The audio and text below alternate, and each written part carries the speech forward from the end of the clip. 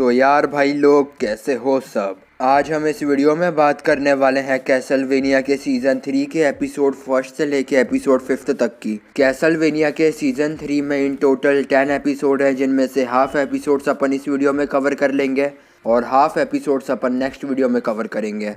और साथ ही जो कैसलवेनिया का सीज़न 1 और सीज़न 2 है उस पर ऑलरेडी 2 वीडियो अपने चैनल पे पड़ी हुई है, तो मैं आपको हाईली रेकमेंड करूँगा कि आप इसके पहले ये वीडियो देखें। पहले जाके वो दोनों वीडियो ज़रूर देखना, नहीं तो आपको ये वीडियो बिल्कुल भी समझ नहीं आएगी। और भाई अगर तो आपने अभी तक चैनल को सब्सक्राइब नहीं करा है तो चैनल को सब्सक्राइब करके वो पास वाले बेल आइकन को ऑल पे ज़रूर कर जाना। तो बहुत हो गई बातें, अब चलते हैं अपने मेन वीडियो की तरफ।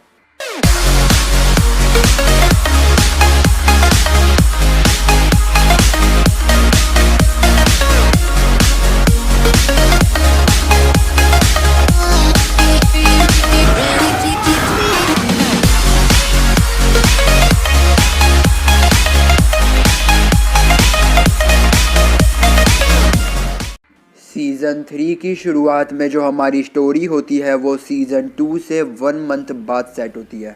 अलूकार्ड ने जैसा पिछले सीज़न में कहा था वो ड्रैक्युला के कैसल में ऐसा नॉर्मल ह्यूमन अपना टाइम स्पेंड कर रहा है। दूसरी तरफ ट्रेवर और साइफा भी जैसा उन्होंने कहा था वो ट्रैवल ही कर रहे हैं। जब ही रास्ते में ही उन्हें 4 नाइट क्रिएचर्स रोक देते हैं और उन पे अटैक कर देते हैं, but as obvious they end up defeating those night creatures. और उन नाइट क्रीचर्स को हराने के बाद वो लोग उनमें से एक नाइट क्रीचर्स को अपने व्हीकल पे कैरी करते हैं, क्योंकि वो नाइट क्रीचर की हेल्प से जो आगे विलेज आएगा वहाँ पे वो प्रूफ कर सकते हैं कि वो ट्रू फाइटर हैं और कोई गुंडे नहीं हैं।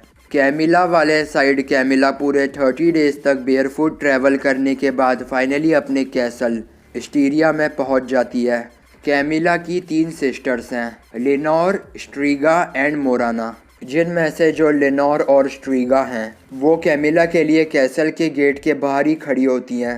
कैमिला कैसल के बाहर पहुंच के सबसे पहले जो कैप्चर्ड हेक्टर होता है उसे अपने कैसल के प्रिजन में बंद करने का ऑर्डर दे देती है। और ऑब्वियसली अब कैमिला हेक्टर को एक सर्वेंट की तरह ट्रीट करेगी।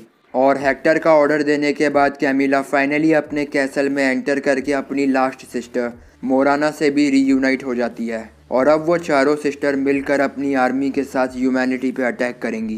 ट्रेवर वाले साइड ट्रेवर और साइफा भी फाइनली अपने डेस्टिनेशन विलेज लिंडनफेल्ड तक पहुंच जाते हैं। और वहां जाके उनकी मुलाकात वहां के हेड जज प्लस एक मॉन्क के ग्रुप से होती है। वो मॉन्क्स के ग्रुप का जो हेड था उसका नाम था प्रायर साला। और वो ट्रेवर और साइफा को बताता है कि वो ड्रैक्युला के सपोर्ट में था और अगर उसको वो लोग मिले जिसने ड्रैक्युला को मारा है तो वो उन्हें पनिश करेगा।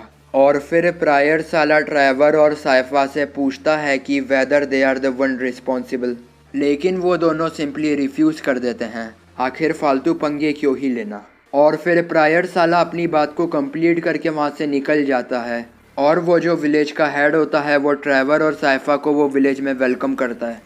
और अब यहाँ पे आइजैक के बारे में भी कैसे भूला जा सकता है। 1 महीने में आइजैक वो डेजर्ट से बाहर निकल चुका है और उसने अपनी नाइट क्रीचर्स की आर्मी को और बढ़ा लिया है। ऐसे ही ट्रैवल करते करते आइजैक एक टाउन में पहुँचता है जहाँ पे वो एक शॉप से डिस्टेंस मिरर लेता है।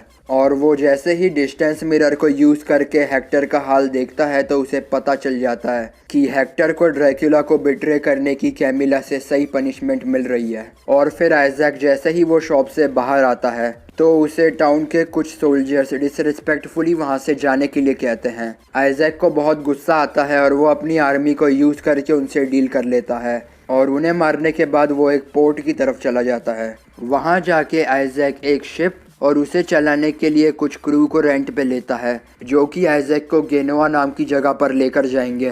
कैमिला के कैसल में कैमिला ने अटैक की प्रेपरेशन स्टार्ट कर दी है और वो बहुत अच्छे से जानती है कि जो उसका कैसल स्टीरिया सिटी में है वहाँ से लेके ब्रेला तक का जितना भी एरिया है वो ड्रैक्युला के एक्शंस के कारण बहुत ज़्यादा वीक हो चुका है। और अगर वो अपनी आर्मी के साथ वहाँ पे अटैक करती है तो वहाँ पे अटैक करना बहुत ज़्यादा इजी होगा। और अब कैमिला हेक्टर को फोर्स करके उससे नाइट क्रीचर्स की एक आर्मी रेडी करवाएगी और वो जगह पे अटैक कर देगी।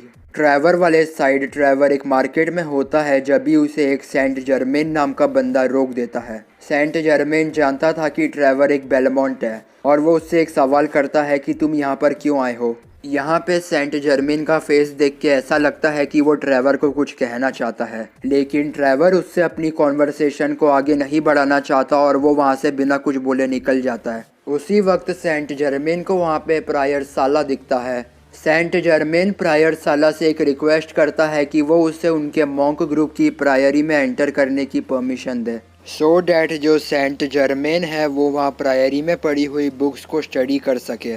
पहले तो प्रायर साला सेंट जर्मेन को मना कर देता है, पर जब सेंट जर्मेन उसे ड्रैक्युला एंड हेल के रिगार्डिंग इन्फॉर्मेशन देने का प्रॉमिस करते हैं तो फिर प्रायर साला सेंट जर्मेन की रिक्वेस्ट पे एग्री कर देता है। और यहाँ पे हमें ये बात भी पता चलती है कि जो प्रायर साला और उनका मॉन्क ग्रुप है उन्हें ड्रैक्युला और हेल के रिगार्डिंग इन्फॉर्मेशन में बहुत ज़्यादा इंटरेस्ट है। दूसरी तरफ जो आलूकार्ड है वो ड्रैक्युला के कैसल में अपने डेज नॉर्मली स्पेंड कर रहा होता है। That's my castle.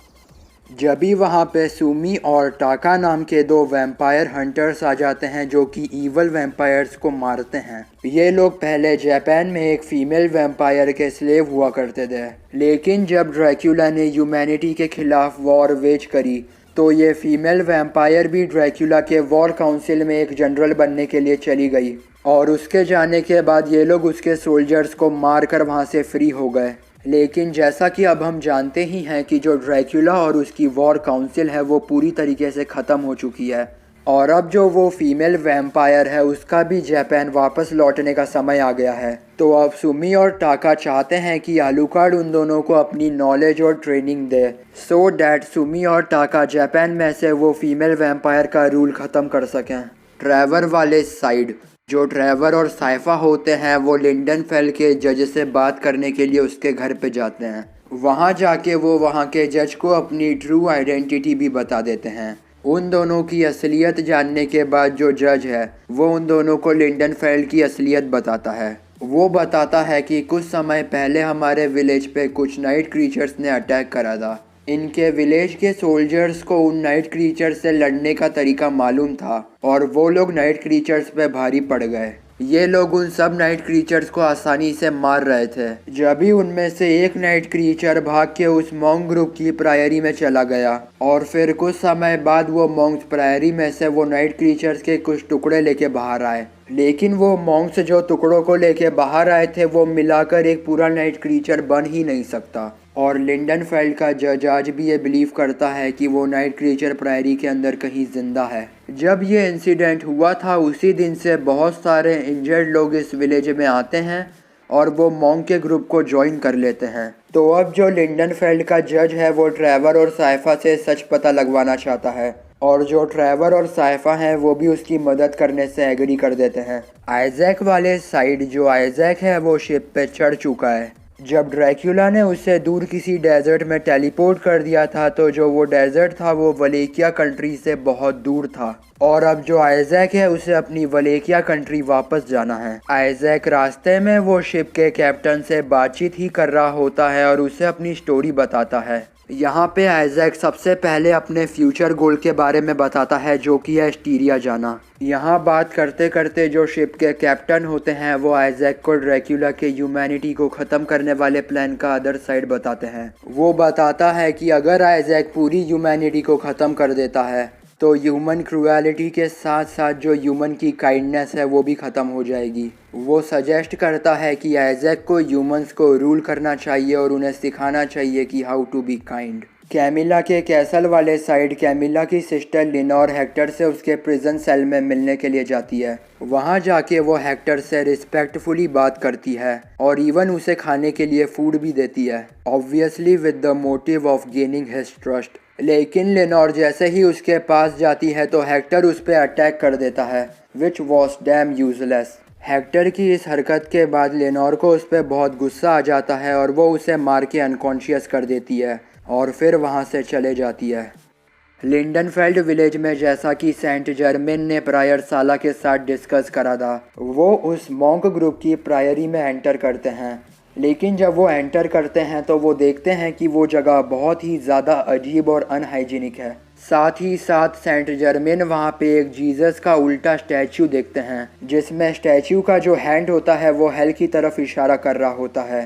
प्लस वहाँ पे जितने भी मॉन्क्स हैं वो अपने हाथ पे एक सिंबल पहने हुए हैं और उस सिंबल का ओरिजिनल मीनिंग लिटरली हेल है। और फिर सेंट जर्मेन वो प्रायरी में जिस बुक्स को रीड करने के लिए आया था, प्रायर साला उसे वो बुक्स को रीड करने की परमिशन दे देते हैं। और अंत में जो प्रायर साला हैं वो जाते जाते सेंट जर्मेन को एक आखिरी वार्निंग देते हैं। वो सेंट जर्मेन को कहते हैं कि तुम इस पर्टिकुलर हॉल से कहीं और नहीं जाओगे, और ये कह के वो वहाँ से चले जाते हैं। जब ही ट्रेवर और साइफा भी टाउन के जज के कहने पे वो प्रायरी को इन्वेस्टिगेट करने के लिए आते हैं, लेकिन वो बिना किसी परमिशन के वहाँ पे आए थे और उनको पकड़े जाने में ज़्यादा देर नहीं लगती। साइफा भी वहाँ पे नोटिस करती है कि वहाँ पे जितने भी मॉन्क्स हैं उन्होंने हेल का सिंबल पहना हुआ है, और साथ ही वो सारे मॉन्क्स ने अपने क्लोथ्स में एक नाइफ को हाइड करा हुआ है। लेकिन फ़िलहाल के लिए उन दोनों के पास ज़्यादा ऑप्शन नहीं है, उन दोनों को प्रायरी से दूर भागना पड़ता है। कैमिला के कैसल में कैमिला की सिस्टर लिनोर अपनी पूरी कोशिश कर रही है कि हेक्टर उनके प्लान में उनकी आर्मी बनाने में हेल्प करे।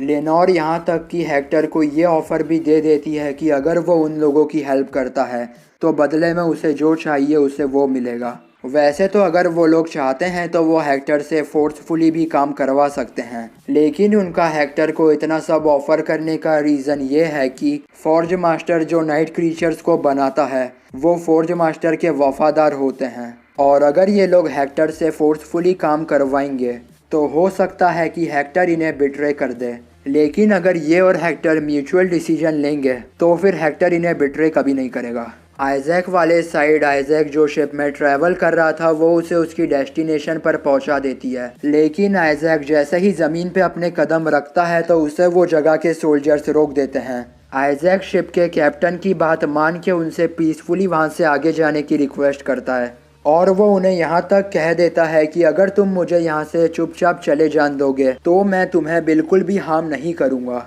लेकिन वो सोल्जर्स उसकी बात नहीं मानते, और मानते भी कैसे, आइजैक अपने साथ इतने सारे नाइट क्रीचर्स जो लेके चल रहा था। और आखिरी में आइजैक के पास कोई ऑप्शन नहीं बचता, वो अपने नाइट क्रीचर्स को यूज़ करके उन सबको मार देता है और बाद में उन्हें अपनी नाइट क्रीचर्स की आर्मी में शामिल कर लेता है।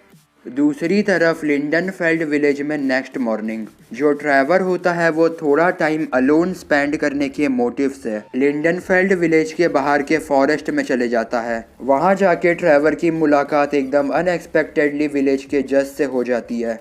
पहले तो वहाँ पे वो दोनों एकदम इधर उधर की बातें करते हैं, और फिर जब बात ख़त्म करने के बाद वो दोनों विलेज की ओर जा रहे होते हैं तो जैसे ही वो लोग विलेज की एंट्रेंस पे पहुँचते हैं तो वो देखते हैं कि वहाँ के गेट पे एक बहुत अजीब सा सिंबल बना हुआ है। विलेज का जज ये क्लेम करता है कि ये सिंबल यहाँ पे पहले कभी नहीं था और ये सिंबल यहाँ पे आज ही बनाया गया है।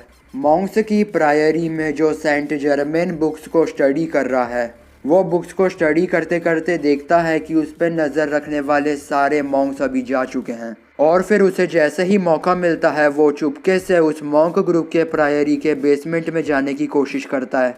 बट जब भी उस बेसमेंट के स्टेयर्स से जो प्रायर साला है वो ऊपर आ रहा होता है और वो सेंट जर्मेन को पकड़ लेता है। जब प्रायर साला सेंट जर्मेन से उसकी दी हुई वार्निंग को ना मानने का रीज़न पूछता है तो सेंट जर्मेन बहाना बना देता है कि उसे यूरिनेट करने के लिए कोई जगह की ज़रूरत थी। सेंट जर्मेन की बात सुन के प्रायर साला उसे कहता है कि ये काम तुम प्रायरी से बाहर जाके करो, और उसी वक्त सेंट जर्मेन प्रायरी को लीव कर देता है। बाहर जाके सेंट जर्मेन की मुलाकात साइफा से होती है, और साइफा के पूछने पर सेंट जर्मेन उसे बताते हैं कि वो 100% श्योर हैं कि जो प्रायरी है उसके अंदर कोई नाइट क्रीचर ज़रूर है। बट जो सेंट जर्मेन है प्रायरी में जाने का उनका रीज़न ना तो कोई नाइट क्रीचर है और ना तो कोई बुक्स हैं।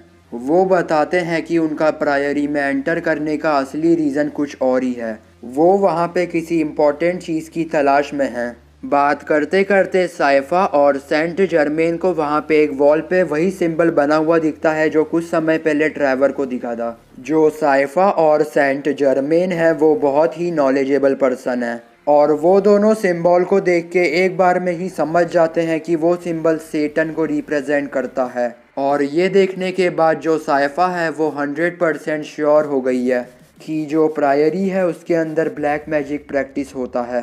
जब भी वहाँ पे ट्रैवर आ जाता है और सेंट जर्मेन को अपने साथ प्राइवेट में बात करने के लिए ले जाता है। प्राइवेट में जाके सेंट जर्मेन ट्रेवर और साइफा को वो इम्पोर्टेंट आइटम के बारे में बताते हैं जिसके लिए वो वहाँ प्रायरी में हैं। वो बताते हैं कि उन्होंने एक जैम को यूज़ करके ये कंफर्म करा है कि वो प्रायरी के अंदर इन्फिनिट कॉरिडोर है। इन्फिनिट कॉरिडोर एक ऐसा रास्ता है जो कि दो वर्ल्ड्स को आपस में कनेक्ट करता है और उसकी मदद से आप एक वर्ल्ड से दूसरे वर्ल्ड में ट्रैवल कर सकते हैं, यहाँ तक कि हेल में भी। सेंट जर्मेन ने पहले अपने एक बहुत अच्छे दोस्त को इन्फिनिट कॉरिडोर में खो दिया था और अब वो अपने दोस्त को बचाना चाहते हैं। और सेंट जर्मेन की बातें सुनने के बाद ट्रेवर और साइफा को लगता है कि प्रायरी में जो इन्फिनिट कॉरिडोर और नाइट क्रीचर है उन दोनों के बीच में कुछ ना कुछ कनेक्शन ज़रूर है। तो भाई आज के इस एक्सप्लेनेशन वीडियो को अपन यहीं पे समाप्त कर देंगे और जो कैसलवेनिया के सीज़न 3 के रिमेनिंग एपिसोड्स हैं उसे अपन नेक्स्ट वीडियो में कवर करेंगे, जिसके बाद इसके अभी तक के सारे एपिसोड्स कवर हो जाएंगे। अगर आपको ये वीडियो पसंद आया तो आप इस वीडियो को लाइक करो, अपने जैसे और एनिमे फैंस के साथ शेयर करो और अगर तो आप चैनल पे नए आए हैं तो भाई चैनल को सब्सक्राइब ज़रूर कर देना। तो मिलते हैं हम हमारी अगली वीडियो में, तब तक के लिए bye. Everybody knows that I'm breaking down. Everybody knows I ain't faking now. Everybody knows my heart's vacant now. Yeah, she hates me now, I made mistakes but now I don't ever wanna be alone. I don't really ever feel at home. On my own, in the zone, that's the only way I know. Feeling low, about to blow back up. Here I won't ever let the doubt creep in. Gotta pop a couple more aspirin. I don't think I'll ever let you in.